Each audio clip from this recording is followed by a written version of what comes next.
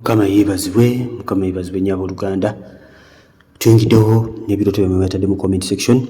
Only brother Steve ngenda banziramu ebirooto byammwe mwatadde mu comment. Nsooka okubeetondera b'emikwano ebirooto bingi nnyo naye ngezaako kyonna kye nsobola. So beera ng'owuliriza ojja kuyiga okwevunulira ebirooto byo ng'owulira ebirooto bye nziramu wano. Mukama yeebazibwe.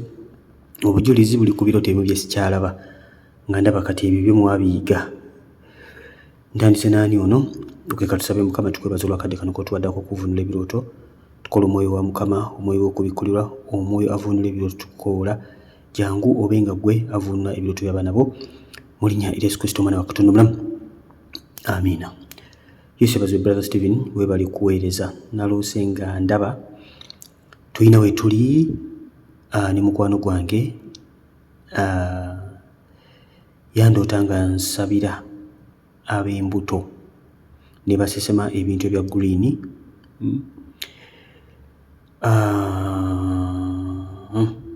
Okay, abuuza kitegeeza ki? Okay, okusesema ndowooza mumanyi kyekitegeza bannakyozen. Yesu yeebazibwe omulungi. Naye okuloota ng'osabira abantu kwano kuba kwegayirira ku lw'abantu abo abalina embuto. Abantu abalina embuto bayita mu buzibu bungi. Abantu abalina embuto first of all obulamu bwabwe babeera balina amaanyi matono, omubiri waabwe gutawaana, oluusi basesema, oluusi tebaagala bibawunyira, oluusi tebaagala ebintu bibatawaanya nnyo ng'ate oggyeko n'emyoyo emibi gibakuba nnyo. Ng'oli mulokole oli lubuto mukwano gwange sabanga nnyo. Bw'oba olina omuntu yenna lubuto musabire kubanga Sitaani tayagala balokole bazaale balokole. Amanyi nti ozaala magye malala. So Sitaani alwanyisa nnyo abalokole abali embuto. Ayagala kuziggyamu, tayagala mulokole yenna azaale mwana. So kino kye kitwanyi kyakwegayirira eri ab'embuto okusesema kuba kusumudulwa. Mukama basumudule bambi. Omulabe Sitaani tayagalira ddala balokole bazaale balokole. Tayagala balokole bazaala. So mu kifo ky'okuddiringa n'amagye nga gano agayimiridde, mmwe bannakyozen ayagala kusooka abattira eri wansi atte embuto aleme kuddiringa nammwe for the rest of your life ng'omulwanyisa. Kisa kye weeyita agamba atya? Praise God brother Steven, naloose nga ndi ku nnyanja naye nga waliwo akatale k'engoye, naye nga ndi n'omwana wange, naye nga bwe mba ntambula nga ngwa n'omwana abantu ne baŋŋamba ojja kusuula omwana w'omusajja. Taba mwana wa mukazi, ojja kusuula omwana w'omusajja. Anyway, engoye kyekyambalo kyaffe kye tubeeramu nga baana ba Katonda. Nja kukolayo ka video olunaku lumu maybe njogere ku ngoye specifically zo nga zo. Naye kati okuloota ng'ogula engoye ng'oba ng'oli mu katale k'engoye kubanga oyingira mu kunoonya Katonda olw'ekyambalo kyo. Jjukira Bayibuli egamba nti wali alina bbala yadde lufunyiro ku kyambalo kye agenda kuyingira bakabaka bwa Katonda. Kati omwana wo okugwa, omwana ebiseera ebisinga akiikirira obulokozi, akiikira Mukama waffe Yesu omwana wa Katonda. Kati okuba ng'otambula bw'ogwa n'omwana mukwano gwe kuba kutambula ng'oli mulokole naye nga totambula mu maanyi. Mukama yeebazibwe. Otambula bw'ogwa, leero ogwa, enkya n'osituka, ojja kukanga obulamu bwo butwe buli. Nga leero bw'otambula n'ombolo leero oli mulokole, enkya olutuuka n'oggwamu amaanyi. Lino oyimuka ng'oli mulokole oba owulidde ekigambo nga kino, lino oggwamu amaanyi bw'otyo bw'otambula. Kati bakulabula mukwano gwange ojja suula omwana w'omusajja. So ekyokukola gula engoye, gula ekyambalo. Ekyambalo tukigula mu kunoonya Katonda, mu kusoma ekigambo kye, mu kufellowshipping awamu ne baganda baffe. Ekyambalo kyo kutambula mu butuukirivu n'obutukufu, oleme okugwa n'okusuula omwana n'okusuula obulokozi bw'omukwano gwange.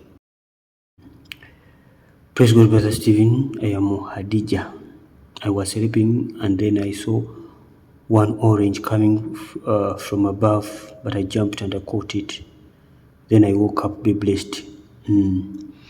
Ebibala bino bikitambuliramu omukisa w'Omukama Katonda. Ebibala bino nabyo bikozesa nnyo okuba nga tuyigiriza okubala ebibala eby'omwoyo omutukufu. Ne guno guba mukisa mukwano gwange. Kyandiba nga ayinza okuba nga ali omukisa okugenda okujja mu bulamu obwo. Kati olina okubeera very careful tegukuyitako. Ekituufu kye nti Mukama Katonda asobola okukuleetera omukisa ne gukuyitako bulungi nnyo. Ng'oba teweeteeseteese, oba nga togubikuliddwa, oba nga tolina kapasite emala kuba ne ginga talanta Mukama gy'akuwadde ng'ogenda giziika buziisi. So Ekituufu kiri nti Katonda agaba kyenjagala okubagamba b'emikwano just ffe n'abantu bakatonda ffe tetwalayininga bulungi na Mukama. Mukama ayagala nnyo kababuli ebintu kintu kyonna Katonda kyalina kyaffe ng'abaana ba Katonda. Okuwonyezebwa mu ggulu teri kuwonyezebwa, okuwonyezebwa kwa ku nsi kuno. Emikisa Mukama gy'agenda okukuwa mu ggulu tegiriiyo. Emikisa gyonna Mukama gy'agaba agigabira ku nsi kuno. Mu ggulu obeera nga malayika, tewali kigenda kukugibwako, tewali kigenda kugattibwako, by'ofuna byebyo obikole oli ku nsi eno. Buli kintu kyonna byamagiro byonna ebirabo byonna bikoma kuno ku nsi. So katutegeera nti Katonda buli kirabo kyonna kyalina mwetegefu okukiririizinga. Ebirabo bingi tugenda kutuuka mu ggulu ng'ebirabo bingi tebyakolebwako, ebirabo bingi tebyatuuka. Ndowooza mujjukira bulungi Danyeri balina bye baali bamuleetera ne babikwata okumala ennaku 21. Kati abamu ebyamwe byakwatibwa myaka na myaka. Kati Danyeri no yali musajja w'amaanyi yali musajja w'amaanyi, naye olaba bakwata ebyokumala ennaku 21. Mumanyi bulungi Danyeri si wakwogerera nnyo. Olwo gwe mukwano gwange olowooza ebyo biginza kukwatibwa bbanga ki singa obeera mu bunafu, kirowoozeeko. So bintu bingi abantu bangi mugenda kutuuka mu ggulu mwewuunye mugambe nga walina okubuulira enjiri amawanga tewabuulirako yadde eyadde otuddo. Walina okutambulira mu maanyi abantu bangi basumululwe naye nga tolina kyewakola. Walina okubuulira amawanga naye kati okugenda okutuuka mu ggulu ng'abuulira kyalo. So unless ng'owalayiniza bulungi mu ne Mukama n'oactivatinga potential yo ng'omwana wa Katonda n'otandika okwera nga Katonda bw'akulaba, kizibu nnyo okutambulira mu maanyi ga Katonda, kizibu nnyo mukwano gwange. So bantu bangi nnyo ba missing opportunities abamu olw'obuteetekateeka. Ogenda beera musumba naye ne Bayibuli togisoma. Mukama akulaga ebirooto ng'ogenda kubeera muweereza w'amaanyi naye kati ekigambo kyonna tokirina budde bwakyo. Instead of wasting time, lwaki tospending obudde ng'odeveloping ekyo Mukama Katonda kyayagala okukola munda mu ggwe. Abalokole be bantu bokka balowooza nti ebintu bigenda kutuuka automatically, balowooza buli kintu kyonna kigenda kujja nga kyamagero mukwano gwange. Bible egamba study to show yourself approved, a workmate that does not need to be ashamed, that truly divides the word of truth. Statement yokka bw'ogisoma mukwano gwange mu Timotheo somewhere nebireso gundi eweri mu Timotheo Bible egamba nti study. Apostle Paul yalawandikira Timotheo n'amugamba study to show yourself approved, a workmate that does not need to be ashamed, that truly divides the word of truth. Kitegeeza olina okustudinga gwe ng'omwana wa Katonda, olina okubaako by'oyiga. Waliwo ebintu ebimu nga togenda kubifuna by miracle n'omukwano gwange nedda. Togenda kusomesa Bible by miracle, you have to learn. N'ebintu ebirala olina kyoyagala Mukama Katonda kukolere, study. Mukama waffe omulungi bazibwe, tegeera ebintu ebikola, ogenda kufumbirwa, tegeera ebintu ebikola. Ogenda kola business, tegeera bwekola, tolowooza nti just Mukama asobola okuleeta opportunity ey'amaanyi n'akuleeta omuntu ow'amaanyi naye n'akuyitako bw'atyo lwa nsonga tomanyi bintu ebikola. Mukama yeebazibwe nnyo. So mukwano gwange webale kubuuka n'okwata omucungwa guno, kansuubire nti ogenda kukuyitako, kansuubire ng'egyo kibikuliddwa ogenda kubeera mu maanyi.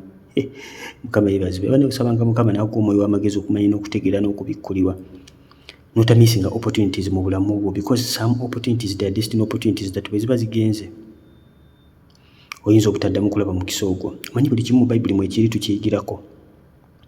Manyi bulungi ekyatuuka ku muganda waffe Esawu yatunda obusika bwe ng'alowooza bali mu byakuzannya ne muganda we. Gwakomawo mukisa ogwo. Bwe yakula amagezi ne gamuddamu, yagenda eri kitaawe yakaaba n'agamba taata olina omukisa gumu, n'amusabira byamusabidde naye nga guli gwagenda. Yakobo yagunyaga yadduka nagwo. Taata we yagezaako n'amugamba sirina kinyiza kukolera, nkukolera eki ng'omukisa gugenze. So mukusaba gubba, kusa gusobola okugenda, kusa gusobola okuyitako, mu linnya erya Yesu guleme kuyitako munnakyozi. Praise God, brother. What does it mean to see a rainbow in a dream? And I dreamed I was in a swimming pool. When it got out, I noticed my passport was soaked with water. But I said, Castor, I have another passport. Chosen generation, what is the meaning? Mukama yeebazibwe. Wamisani Ngoma Catherine. Okay. Ngoma Catherine kyolina okutegeera, simanyi oba Oluganda otegeera. Naleka otegeera engeri gy'oli wano ku Chosen, ffe tuli wano tuli bannayuganda twogera Luganda. Kyolina okutegeera sister waffe nti okuloota rainbow kuba kabonero ka kwenenya. Nja kulifaalinga ku video gye nakola gye bayita warning dreams. Njatuuka ekiseera nga buli kintu kyonna nakyogerako. Mukama yeebazibwe. Ojja genda onoonye warning dreams by brother Stephen, ojja kulaba Mukama Katonda ebirooto byasinga okukozesa okuwoninga abantu, ne kino ekya rainbow mwekiri. kubanga Mukama bwe yazikiriza ensi eno n'amataba sitoli mwena mugimanyi bulungi omulembe gwa Nuuwa. Mukama yalaba kyeyakola abantu naye yanaga Bayibuli egamba Mukama ne yejjusa. Lwaki? Kubanga abantu batondebwa mu kifaananyi ky'abantu abaagala nnyo. Bayibuli kyeva egamba nti batu Katonda byagala ensi n'okuba n'awaayo omwana we buli amukkiriza alimu okufa walabe n'obulamu obutaggwaawo. John 3:16. Naye Mukama bwe yamala okuzikiriza ensi eno n'amataba ne yejjusa n'agamba taliddamu kuzikiriza ensi eno n'amataba. N'ateekawo akabonero akamusoke according to the Bible nti buli kabonero ako bwe kajja Mukama alijjukira endagaano gye yakola n'abantu. So okulota ng'olaba musoke mukwano gwange kaba kabonero ka kwenenya. Kaba kabonero ka kwenenya. Bw'oba nga ebintu by'olaba mu bulamu bwe bitagenda bulungi mukwano gwange, beera ng'okola ki? Nga weenenya, otherwise olaba passport yo ng'eyiseemu amazzi, otherwise you're going to lose. You're going to lose. Ate ogamba kasita nina endala. Kitegeeza oli omuntu eyeekkiriranya. Mukama yeebazibwe. So mukwano gwange yingira mu kwenenya okwebuziba. Mukwano bw'oba weenenya maaso ga Katonda teweenenya bwenenya just bigambo. Gwe kubamu akafaananyi ng'okoze omusango omunene ennyo mu maaso g'omuntu oba ng'olinga amuttidde omwana kubanga ebyo byonna binene maaso ga Katonda.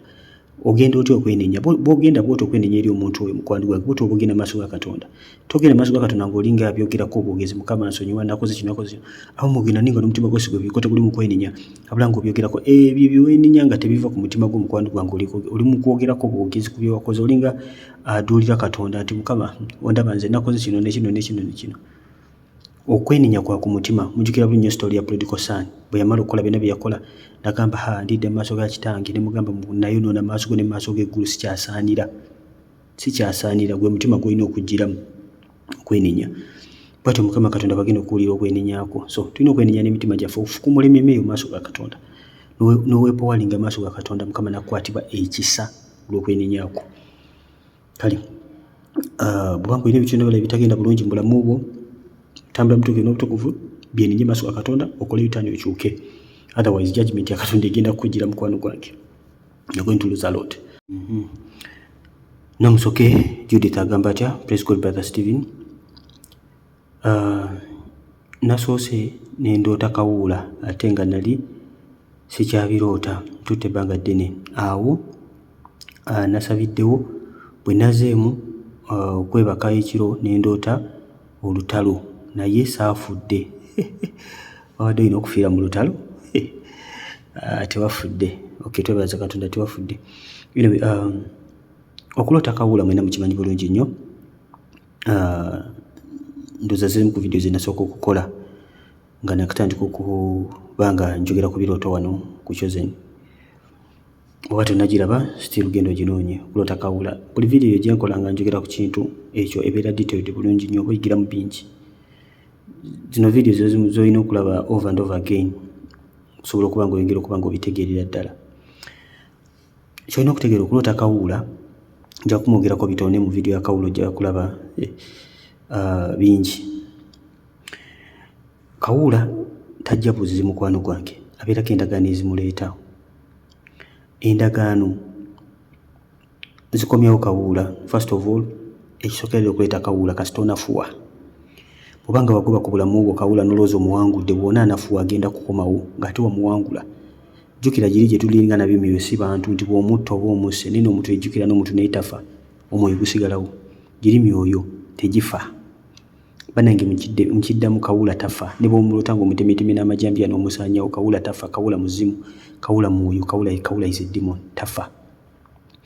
Biri by'olota ng'omutemeeteme omuwangudde oba omuwangudde buwanguzi n'abatafudde. Yesu atugamba bw'agoba omuzimu gumu ne guva mu muntu ne gugenda. Always gujja ne guceekinga. Gunoonye omukisa guno okulaba nga guddamu. Bayibuli egamba bwe gusanga omuntu oyo mukalu gugenda ne guleeta emizimu emirala 7. Omuntu ono abeera waasi n'okusinga bwe yali. Ekyo kyogera nnyo. Kati mukwano gwange walootedde kawuula kyandiba nga weebase tosabye, kyandiba nga wabadde onafuyeemu. So ebiseera ebisinga bw'onafuwamu kawuula onajja nakoma abamu olota okiisinga abantu oba weeweeta bakunamira olota ebintu bwe bityo ebikuusa kawuula. Oluusi Mukama Katonda n'akuyamba n'ozuukuka nga tebannaba nakukumaliriza kolako mikolo. Mukama yeebazibwe nnyo.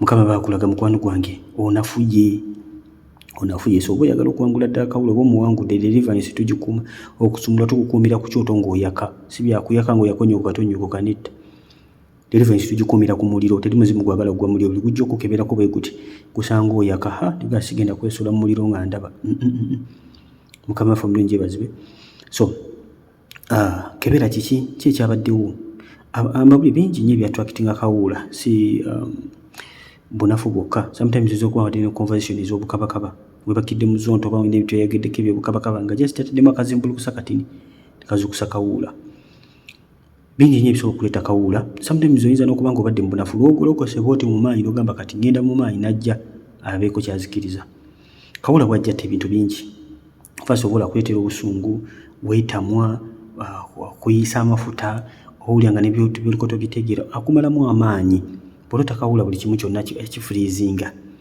mu nsi ey'omwoyo owulya bubi nnyo wabamu ozooka n'okwaka oyaka so weekebere mukwano gwange notawuli walabye ng'omaze okulota kawuula manya nti emizimu gyonna giba gigolokose kati mukwano gwange kawuula yaguddewo ekkubo kaakati yaleese omusanvu nga bayibuli bwegamba nti omuzimu gumu bwe gugenda bwe gukomawo ne gudda guleeta emirala emeka musanvu kati kawuula manya yaleese omusanvu lwe notawuli lwolaba ne tewafudde era okyali mulamu mukwano gwange kubanga oli mwana wa Katonda you have to overcome so kati manya era bw'oba mukube n'emizimu gy'emi gyonna gye yaleese tokuba yeeyeka mukube na buli muzimu gwonna gwe yaleese bayibuli egamba nti gujijja ne gikebera osanga wanafuye ligamba jangu olabe era yita banne waakyo mujje mulabe bannange ono mulokole nga atukula yena yatukudde ne mukalu temuli mwoyo mutukuvu mukalu munafu ali wano nga bayingira so kubalira ddala bonna bafulumye mu yeekaalu ya Katonda.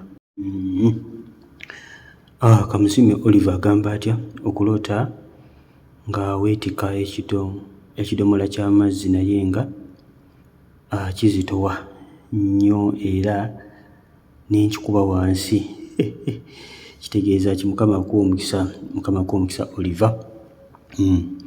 Now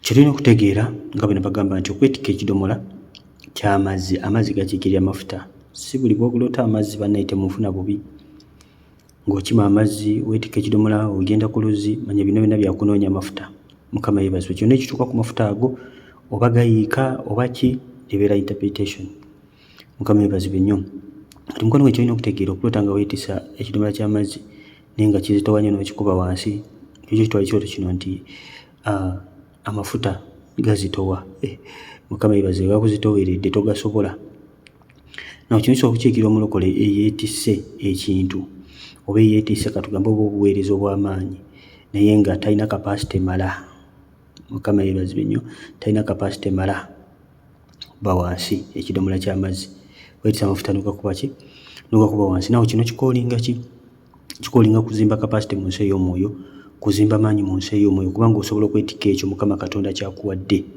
mukama yeebazibwe omuntu amaze okukima amafuta naye gazitowa tagasobola omubiri gwe tegusobola kuwanirira ekyo kyakola ki mafuta kubanga akimina okutegeera Yesu waba agenda kwanoyitinga omuntu okumuwa amafuta asooka nakudiiringa naye ng'omuntu mukama yeebazibwe nnyo asooka nakudiiringa naye ng'omuntu n'asooka azimba omubiri gwe sometimes asooka okuyisaako mu mbeera awo nesooka ekukunkumulamu buli kimu kubanga Yesu anointinga empty vessels anoonya bibya ebiri empty byateekamu amafuta ebijuziddwa kasasiro asooka kubijja mu kasasiro yenna oba okyali mu kasasiro mukwano wawe teri mafuta gogenda kufuna teweerimbalimba tambula kuono tambula kuoli noonya mafuta noonya tolina gogenda kufuna mukama yeebazibwe kubanga yagamba tasobola kuyiwa mwenge musu mu maliba makadde kitegeeza nti gana amaliba makadde agajjudde kasasiro omungi olina okusooka okukola ki eddiba lirina okusooka okukolako eddiba yiggwe gwalina okusooka okukolako bwamala okukolako n'akwemputinga bulungi nnyo n'atereeza eddiba lyo bulungi n'alyoka kufukamu amafuta so mukwano gwange kati olina okwekolamu omulimu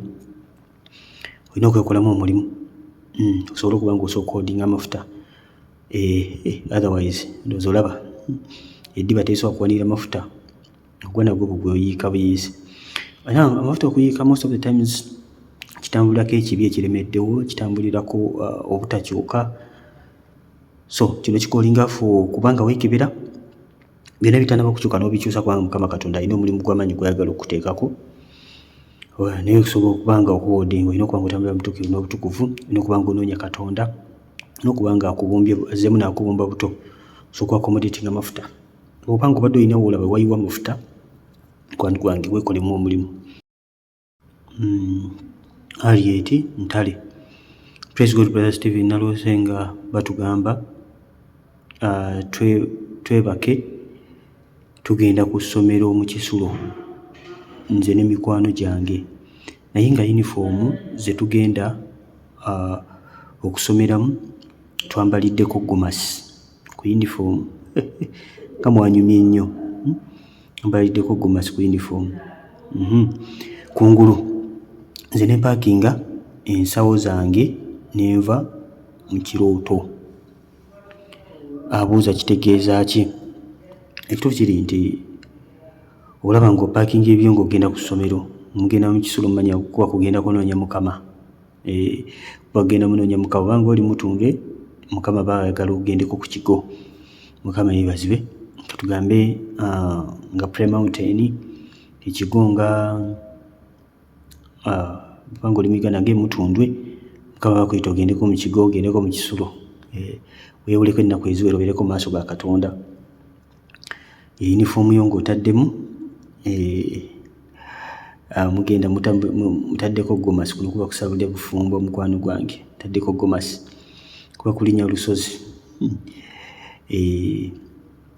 Bw'oba ng'owuliddeyo omusomo gwonna oba okweyawula kwonna oba okgenda ku lusozi okwaba basinga oba ki kyonna, oba oli mufumbo era kyekimu, oba owuliddeyo omusomo gwonna ogw'abafumbo ku kigo, genda. Oba tolina kyowulidde no problem, kuba kugendako mu maaso ga Katonda mukwano gwe ku lw'ensonga ezo z'olabye, era paakinga ebibyo byonna. Mukama yeebazibwe. Oba nga toli mu Uganda osobola okweyawulira yonna gye weeyawulidde, weeyawulira Katonda. Bw'oba nga oli mu nnyumba ya Musawudi era osobola okweyawulirayo, weeyawula ku bintu bino ebirala, mboozi, bino ebirala bye twalira obudde, TikTok, Facebook, simanya biki, weeyawula ku ebyo. Ne bw'obeera nga tolina kyoyogera olunaku lwonna ng'olowooza ku Mukama, ekyo nakyo tukibala ng'okweyawula. Wadde bakutuma ddeeno eri naye nga weeyawudde ku bibyo ggwe nga ggwe, era sitera oba weeyawudde mukwano gwange. Bw'oba nga oli ebigambo bino kyolina okutegeera, Katonda tasobola kubanja by'ataakuwa. No. Bw'oba nga Mukama akuwadde dakika 5 ezo zakubanja, gwe gwawadde, Bayibuli egamba nti eri oyo aliwo ebyo bingi era bingi bikola ki? Mukama Katonda akuwa talanta emu ayagala magoba ga talanta emu, bw'akuwa talanta 2 ayagala ga 2, bw'akuwa ga 5 ayagala magoba gava mu ezo. So totunuulira ng'oli mu nnyumba ya Musawudi ate notandika okugamba nti ate singa mbadde Uganda, singa obadde Uganda kati toli Uganda. Essaawa zino Mukama kyakuwagaza kyeki awo oli, kyonna ekisobola okufalinga ekisinga ky'oba okozesa, ky'oba okolesa okuba nga weewaayo maaso ga Katonda. Mukama yeebazibwe nnyo. Oba olina dakika 5 z'osobola okudduka okuva ku mulimu oyingireko manju eyo osabe, z'oba otwala weggalire osabe ezo eddakiika ezo. Togaa sinso no. Eyo saddaaka gy'okola maaso ga Katonda agivalinga kubanga yavalinga mutima. Nze naloose nga ndaba ndi n'omwami wange mu kifo ky'ebbeeyi naye nga ndabika bulungi. Waaw. Munakyo sooka okuvamu akafaananyi ng'oli mu kifo ekyo eky'ebbeeyi n'omwami wo ng'olabika bulungi. Agambye nga nnyirira naye okuddayo ewaka entambula n'etubula, ne tusalawo tutambulewo ebigere kifo eky'ebbeeyi nga mulabika bulungi munyumye n'omwami wo, naye enkomekerero ya byonna entambula n'ebabula ne musalawo okuba nga mutambuza ebigere. Kino kiba kiboonoonedde olunaku bannange, olunaku luba lwonoonese. Kyenjagala okugamba nti sabira amagenda gammwe maaso ewayinza obutaba walungi. Sawa zino ebintu biyinza okuba nga birabika bulungi naye maaso eyo tufu kiri nti ebintu biyinza obutagenda bulungi ng'era walabye enkomekerero ya byonna nga mulimu kutambuza bigere. Kiraga amagenda bwe gagenda okubeera. So Pastor Tom nga batera okutusomesa nti mukwano gwange todda mu byakusiiga migaati bityo olaba bitambula bulungi va mu bya peanut butter mukwano gwe bajja kukubira ku peanut butter. So kino kiba kirooto kyawe kubanga onoonya Katonda obutawummula mukwano gwange obutakoowa kubanga ye watchman yakuuma buli kimu kyaffe.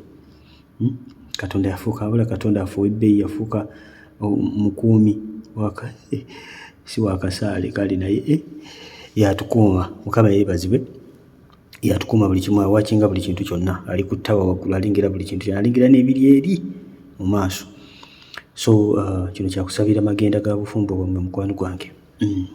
Saba wandibanga waliwo ebyagala okubanga bisilowinga amagenda gammwe bibookera obudde gayingiremu slow progress abandi badde batambula mu bulungi gayingiremu ebitali birungi kukwatibwa kudda mabega kulemererwa kutagenda maaso bwavu. Mukama yeebazibwe tubaza Katonda abikkula ebyamangu obudde bukyali. Okay. Mary Julie agamba atya? Praise God, Brother Stephen. I have had several dreams while seeing killing big bugs. Please help. Yakabye. Alota nnyo ngatta ebiku oba obiina mu buliwo. Mukama yeebazibwe nnyo. Aba muloota bintu bye mulina. Anyway, okutta ebiku mukwano gwange bino ebiku bikikkita mibi ekyo kibala biku egyo mizimu. Mukama yeebazibwe nnyo. Ekintu bw'oba okiroose like once oyinza oba olina ebiku bingi n'obitta nga ne mu buliwo biina mu nnyumba n'obirootako can be kiyinza oba kivudde mu ndowooza naye kati bwe kifuuka nga repeated. Mukama Katonda baakulaga mukwano gwange okyali mu bino n'ekino. So kibeera nga kikudisturbingamuko. So emikubo bino gy'olengera gino mizimu mukwano gwange. Ate ebikubo most of the time kitambulako mmere gy'obwavu. Ebiku kubanga ebiku binywa omusaayi. Mukama yeebazibwe nnyo. So n'olutalo lw'amaanyi kyolina okutegeera naye totya ow'amaanyi ali ku sayidi yo. Kyolina okufuukasinga ng'omwana wa Katonda kubanga oyingiza Yesu munda mu ggwe n'aba w'amaanyi. Entalo ziba zijja kwanguyira. Bw'otayingiza Yesu n'abeera w'amaanyi you're going to burn a lot of time.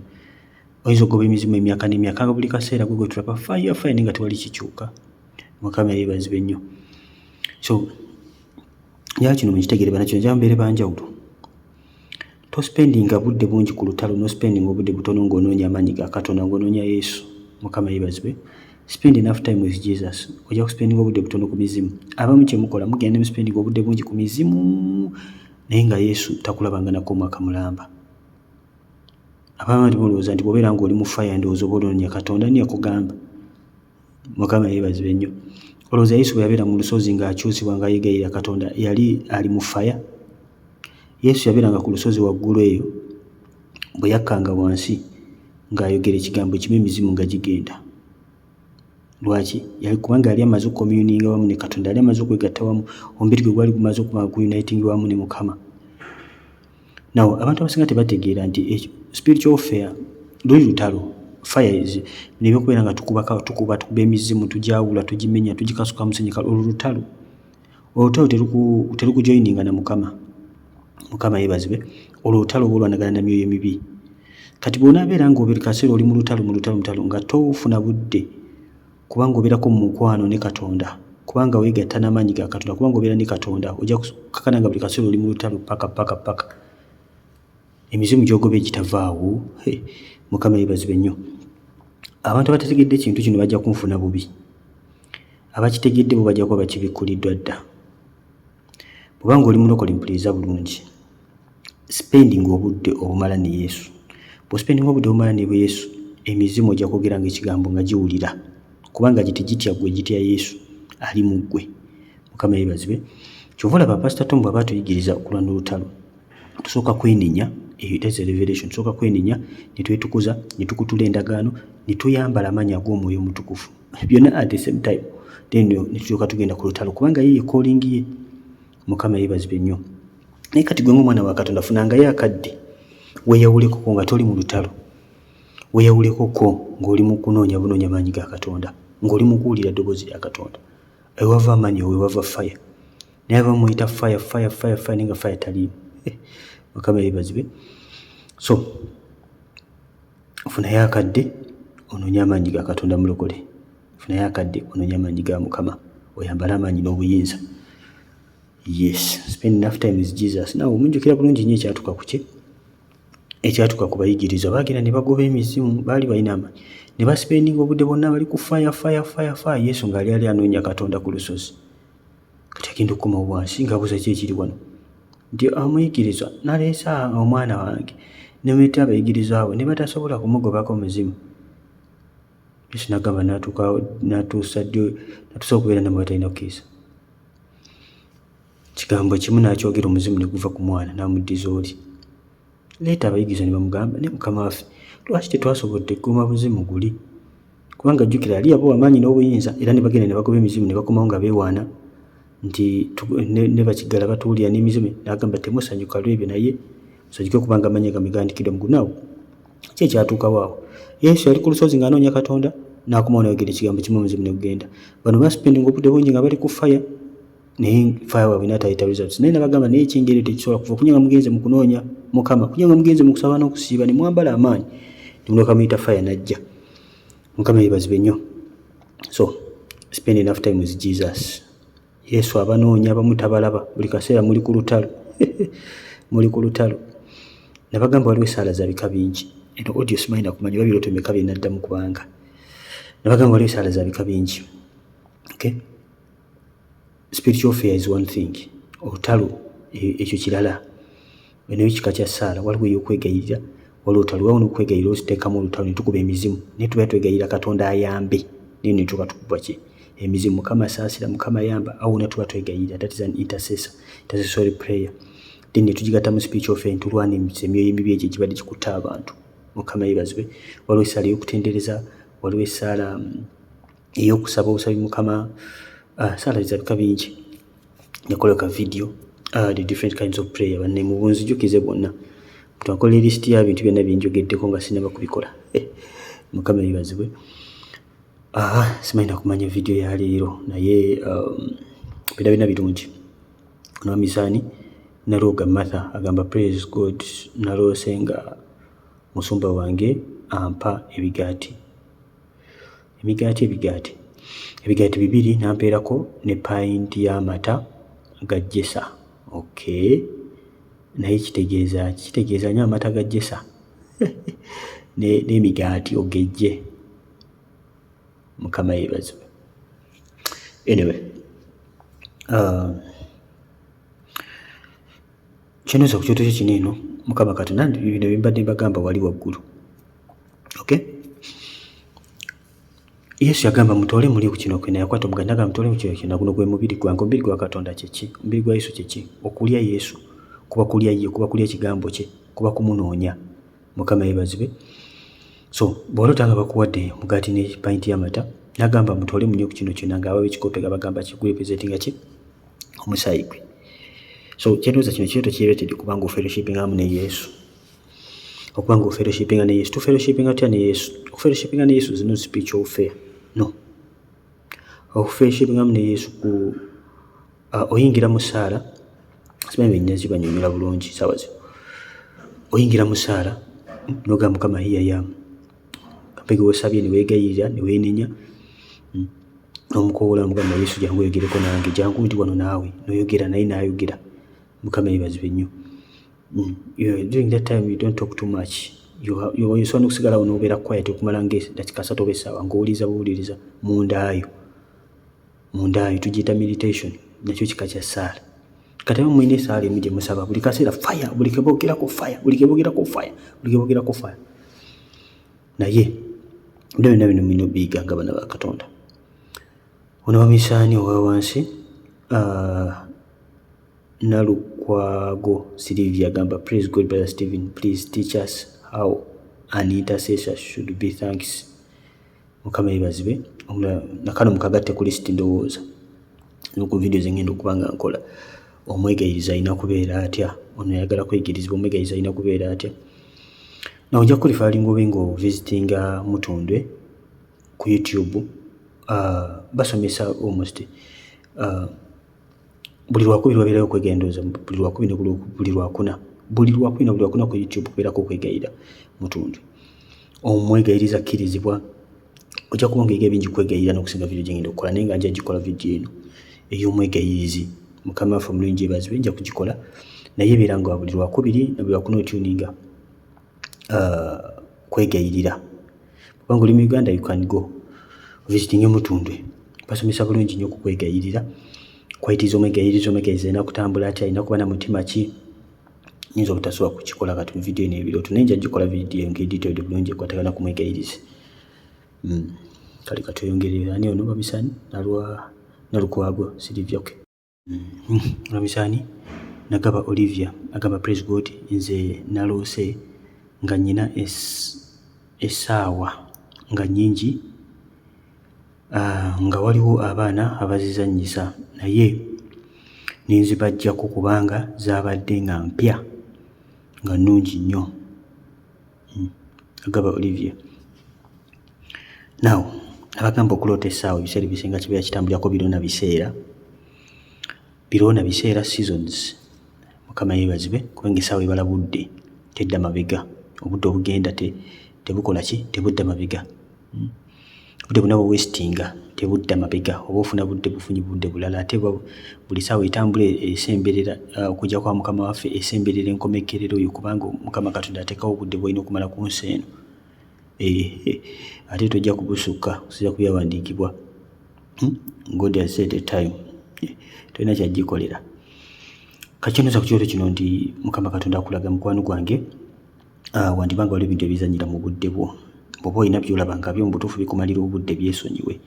Olaba essaawa ziri awo mpya, Mukama Katonda aggulidde ebiseera, kati ate waliwo abali mu buzannyira mu budde bwo. Now okuzannyira mu budde bwo, abantu abazannyira mu budde bwo wayinza okubeera abantu nga muli mu mboozi, muli mu kunyumya, wayinza okubeera ebintu ebikumalira obudde, wayinza okurepresentinga babboya bakwonoonera ebiseera kangeze nga ndera mu abadde dda emabega muba X muba ki, muntu wamukyawa naye ate mukyakuba mboozi.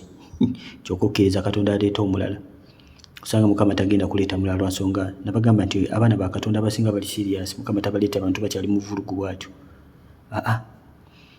Lwaki? Kubanga babeereri nga begayira Katonda, banoonya omutuufu ate bagala kuddamu ebyo. Balaba ekantu kamu gadduka misinde. Baabivaamu baabiviiramu ddala. So noonya ebintu ebikumalira obudde byempadde byakulabirako. Obudde buno buconcentrating mu Mukama, kubanga ebiro n'ebiseera byo bituuse. Ssaawa ziraba mpya, Mukama akulifabulishinze akuziza bujja. Ssaawa mpya, buli kintu kyonna Mukama akiseetinze. Kati ate raba tuli mu kuzannyira obudde, bw'osumagira owedde. Waliwo yayimba tozannyisa obudde, bw'osumagira owedde. Dde waayita dda, abaana bali mu kuzannya buzannyi. Katonda wange. Praise God, Brother Stephen. Naloota nga Pastor Tom yajja n'abeera mu nnyumba okumala obudde buwanvu. Naye sijjukira bye yayogera. Naye oluvannyuma ne nfuluma, yali ayina omukyala saamumanya. Bwe baafuluma mu nju ne ndaba nga bakola ki, basika ekigugu. Kyali kinene ne bakitwala, neva mu kirooto. Ayina embabazi Rose. Amanya ga Western gano gali chosen. Ayina embabazi. Niyinza otuinterpreting erinnya lya ayina embabazi. Embabazi. Okay, anyway, ekyoto kino Pastor Tom akikira Mukama. First of all, Pastor Tom akikira Mukama mu kirooto. So ojjawo Pastor Tom n'oteekawo Katonda. Yabadde akola ki? Azze mu nnyumba, bye baayogera tewabitegeera. Okay, atuveewo n'omulaba nga balina ekintu kye basika nga kiwanvu nga kinene ne bakitwala. Mukama Katonda balina kyakusumuluddeko mukwano gwange. Mukama Katonda balina kyakuggyeeko, abalina kyakututteko. Ennyumba erepresentinga ggwe. Okay, gwe ennyumba ya Katonda, gwe yeekaalu ya Katonda. Wali Pastor Tom kugambye ejjo Pastor Tom omukyala nabagamba Kikiro Mwoyo Mutukuvu, naye mbawoninge kubanga bamulaba vidiyo, mulaba vidiyo emu ndo talaba ndala. So lwe njogera ku mukyala eno woningi egyesaawo nti omukyala si buli mukyala alina gwolota mu kirooto nti bwe mwoyo mutukuvu mukwano gwange nedda, mulimu abakyala nga bajazabeeri. So Mukama asindikira omwoyo mutukuvu. Omwoyo mutukuvu ge maanyi ga Katonda, ge maanyi ga Katonda agakutula enjegere mukwano gwa kyonna otegeera. So banga walabye ekigugu ekinene, of course Yesu agamba mujeje ndi bwina abakoyi nange n'abawummuza, akuwummuza atya akutikkula omugugu, akuggyako emigugu n'agitwala. Ebizito ebyo byonna tubikwasa ani? Yesu. Era bw'obanga oli wano nga ggwe emigugu gyo kyagyetisse oli mu buzibu bw'amaanyi. So ayina embabazi manya nti waliwo omugugu Mukama Katonda gwakutikkulako gwatwala okuva mu yeekaalu yo okuviira ddala mu ggwe, gebadde badeni y'amaanyi. Ojja kulanga waliwo ebigenda okuba nga bijjuka mu bulamu bwo. Kisabe Mukama Katonda, mugabe Mukama Katonda omugugu gutwalire ddala, n'ebisigadde byonna bimukwasa abitwale mukwano gwange. Nalwoga Sylvia Blessing agamba atya, praise God brother Stephen, naloose nga mbu tetulina mmere ya kulya, ne wabaawo omukyala ne muwala we nga bava kusima lumonde, kati ne baŋŋamba mbu oba neetaaga emmere ŋŋende nsime lumonde, naye omukazi ne muwala we ne bankomekkereza nnyo obutakozesa nkumbi nga nsima lumonde, nga baagala nsime na ngalo zange. Nze we natuuseeyo ne ndaba enkumbi ne nsimisa enkumbi, lumonde nga munene ate nga muwanvu, naye nabadde nkyasima ne wavaayo omusota nga munene nga muwanvu, gwabadde gwekwese mu kikata, ne ngutema naye nagulabye nga gudduka. Waalinga waliwo ekintu ekinene ekyagukubye ne kigubetenta nga kisingako enkumbi gye nagutemye. But I was praying to God to take me back to my position obuweereza. Ekyoto kibadde kiwanvuko. Mukama yeebazibwe nnyo. Kakati ekyoto kino kyendowooza nti kyekuusa ku butego. Kano kabadde katego kenyini sozi setup omubi yabadde ku programming okulaba nga akuzikiriza. Omusota gwalabye gwadde mu kikata, leero tolina kyakulya, ne bagamba agenda ozime lumonde, naye nga kituufu waliyo omusota, naye ne bagamba tokozesa enkumbi. Lwaki? Otekeyo omukono gwo baguteme omusota gugulume. Era babadde okusimako bwoti lumonde omuwanvu, akatego ne kavaayo. Mukama yeebazibwe. Naye twebaza Katonda, baagubetense. Ebiseera ebisinga buli olaba ekintu ekizze, obadde oli mu lutalo mu kirooto n'olaba ekyokulwanyisa nga kizze, n'okikwata n'otema, mukwano gwe Mukama yaba akuleetedde ekyokulwanyisa ekyo. Kibalabye ekyagubetense kisinga enkumbi. Of course era amanyi ga Katonda gasingira ddala emikono gyaffe, gasingira ddala agaffe. Ekyobulaba Mukama tatukkiriza kwerwanira ntalo oba kulivenjinga okukolera eggwanga kwa Mukama. Kinooza nti kano kadde katego ka mubi kulaba ng'azikiriza obulamu bwo, ozikiriza ebyenfuna byo, okuzikiriza ddala. Naye twebaza Katonda, kyemanyi lumonde wamututte oba tewamututte, mwaze okubetenta omusota.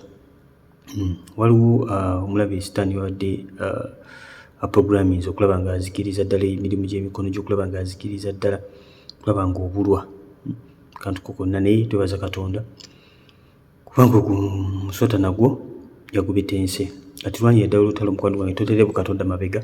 Mukama yakulaza omulabe ayimiridde akulemesa okuba ng'oweereza Katonda.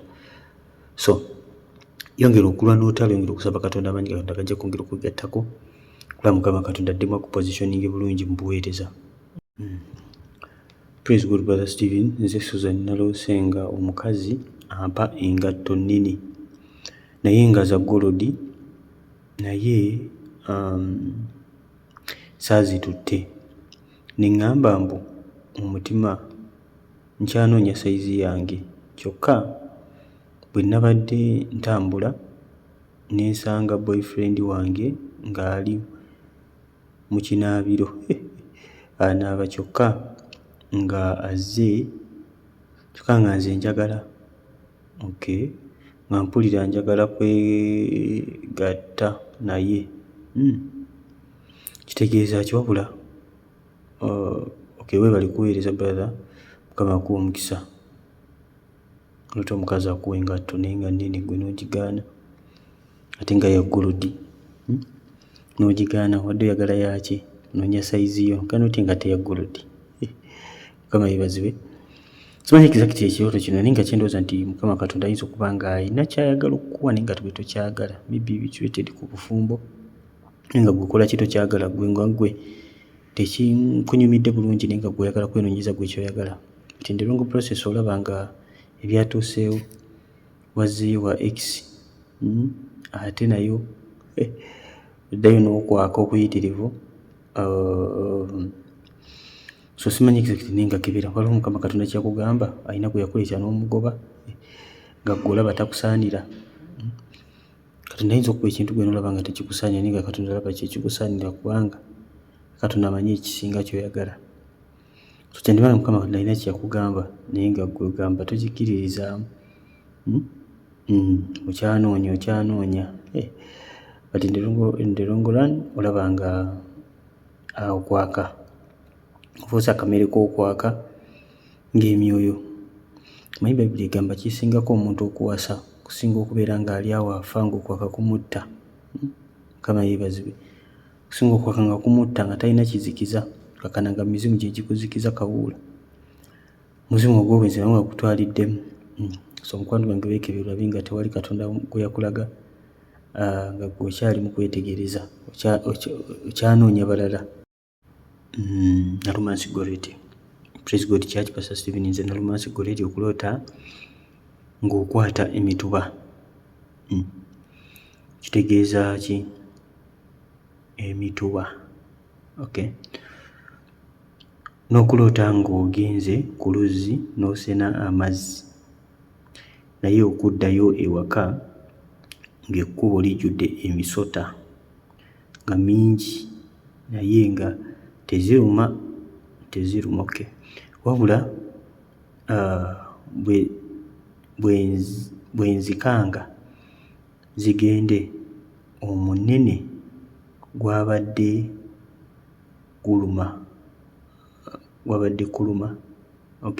Maama n'aguboggolera ne gugenda. Uganda si lwangu gwabadde kuluma. Mukama yeebazibwe. Kyendowooza nti kirooto kino Mukama Katonda okwata ng'osena amazzi, katandikire ku mituba.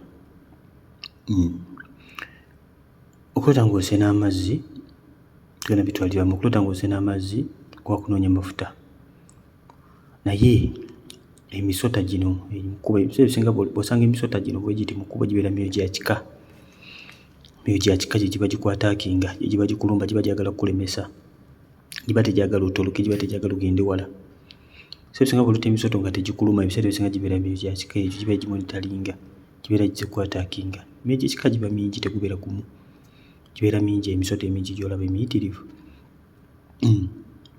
Wabaddemu omunene gwagala kukuluma naye maama n'agukanga ne gugenda. Ebisinga n'abagambye maama akiikira omwoyo wa Mukama mwoyo tukuvu. So mukwano gwange yambala manyi n'obuyinza olwana olutalo gino myoyo gya kika gye gikulumba. Of course oba ova ku luzzi ng'osenya amazzi, nabagamba amazzi gakiikira mafuta. Anointing akutula ebikoligo, anointing omuntu ali anointed emizimu tegirina kye gimugamba. Commanding emyoyo emipya n'agigoba. N'agigoba. So Mukama Katonda kyagala kyendowooza nti agala omunoonye amafuta bw'otyo bugenda okuba ng'owangula emisota gino, bw'otyo ogenda okuba ng'owangula emyoyo gy'ekika gino, okugiboggolera, kugiwa instruction, kwita linnya lya Yesu. Mukama yeebazibwe nnyo. Muli amaanyi agagobya emisota mukwano gwange. Okuloota bino byonna ebintu bireetedde ku culture, bino bitambulirako myoyo gyaki byatachiti ku bino ebya kawucha, byatachiti ku bino eby'emizimbi, byatachiti ku busamize byonna. Kwandoza emituba mwe bakola embugo ze bakozesa mu busamize n'ebirala bwe bityo. So na bino bina kye kimu lwakwanga ekyoto kyokomya ekimpi just ng'okwata emituba. Sikitegedde bulungi naye nga kiyinza oba kiyata kiti ku bino ebintu bya kawucha bwe bityo ebyobuwangwa. Of course bino bitambulako emyoyo egyo bwe gityo. Bamwisaani ono Arinda Susan. Praise God brother, nze nawulidde eddoboozi nga liŋŋamba some Luka 15:15. Nendaba nga nina wendi mpeese omwana mama Fiina n'omukazi omukadde nga talina mannyo ng'awunya kati nenfuluma ng'omwana omulala simulaba. Nentambula munoonye mu bisooto ebingi. Mukama yeebazibwe. Sister Susan yaloose mama Fiina. Bannange abaloota mama Fiina batumidde nnyo. Mukama yeebazibwe, batumidde nnyo. Mukyala mulungi ayamba abantu naye kyobeerabira nti yakulira abasamize, yakulira bakabona ba sitaani mu Uganda. Ge mazima. Yakulira bakabona ba sitaani nga bw'olota pasita mu kirooto ne tugamba nti yakiikiridde Mukama. Kakati bw'olota mama Fiina manya okulidde Senkulu. Akiikirira abasamize bonna mu Uganda. Perspective eyo. Nawe kasooke tulabe Luka 15:15 kyagamba ne ntuyongereyo. Bible egamba bwe tuuka 15:15 agamba, so he went and joined himself to one of the citizens of that country who sent him into the fields to feed swine.